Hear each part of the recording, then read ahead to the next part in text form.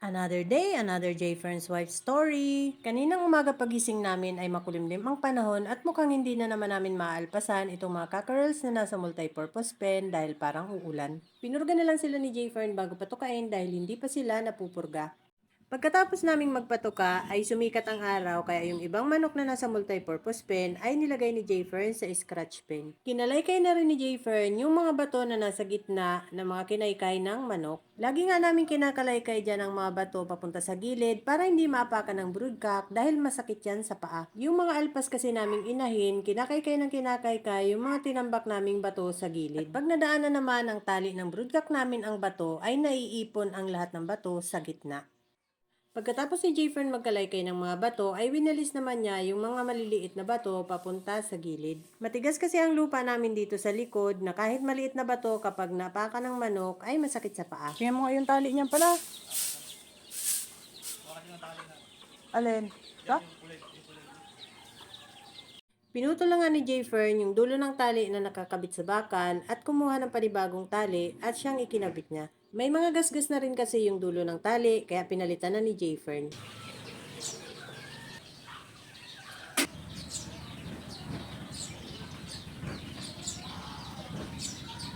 Ito namang white brood hen ay dito na nangingitlog sa ilalim ng lamesa. Sa gilid ng bako dyan ang itlog nung una, buti na lang nung linipat ni Jayfern, ang itlog niya dyan sa may pugad ay dyan na rin siya ng itlog. 5 na ang kanyang itlog at kada umaga ay napunta siya dyan sa kanyang pugad, mukhang lilimlim na agad.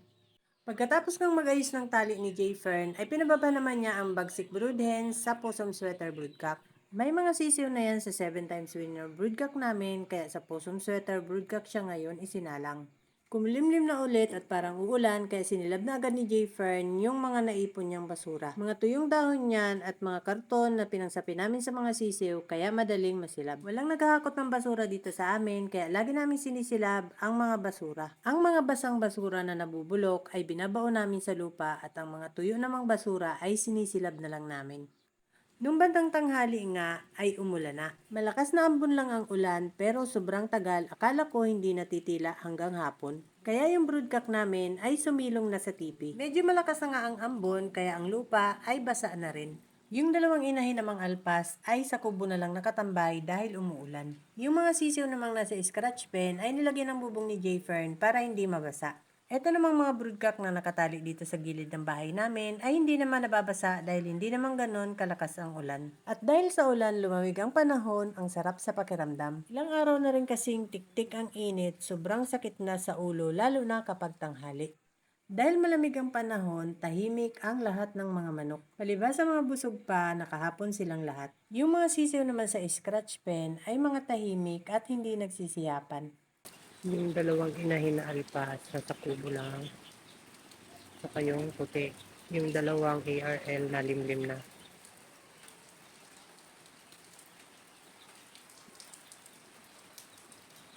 Yung lang mga sisiw. Yung scratch pin lang binubungan ni paper. Araw-araw ay pumupunta si Jayfern sa manukan. 3 times a day kami nagpapakain ng mga manok na nasa range area. Wet feeding ang ginagawa namin at ang pinambasa ni Jayfern sa kanyang pinatuka sa mga manok ngayon ay Multilite Premium.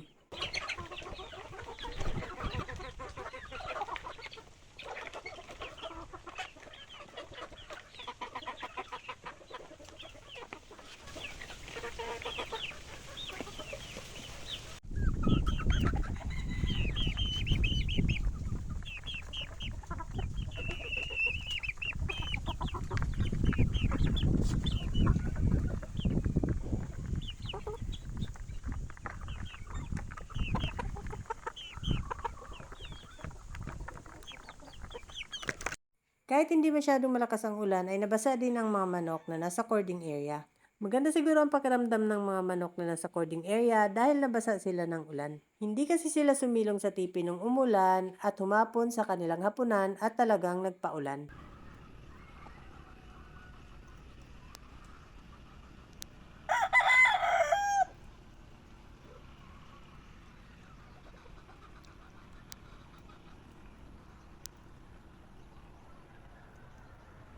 Nung bandang hapon nga ay medyo tumila na ang ulan. Pinatukanan ni Richard ang mga baby stag na nasa range area. Nabasa din ang mga balahibo ng mga manok sa range. Malamang ay nagpaulan din ang mga baby stag na yan.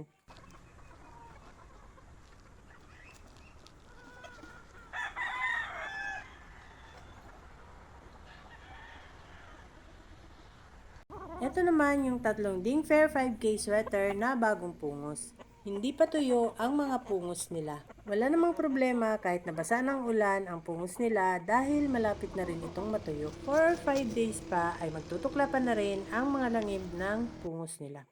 That's all guys. Thank you so much for watching. Please like, share, and follow for more. See you on my next video. Bye!